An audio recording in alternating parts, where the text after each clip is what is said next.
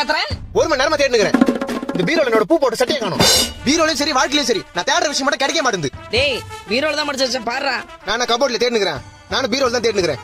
உன் புடவைங்க மட்டும் அப்படியே அடுக்கடுக்கா காஞ்சி பட்டு, மதுரை பட்டு, கன்னியாகுமரில இருந்து செங்கல்பட்டு வரைக்கும் மச்சி அடிக்க வச்சுக்கல.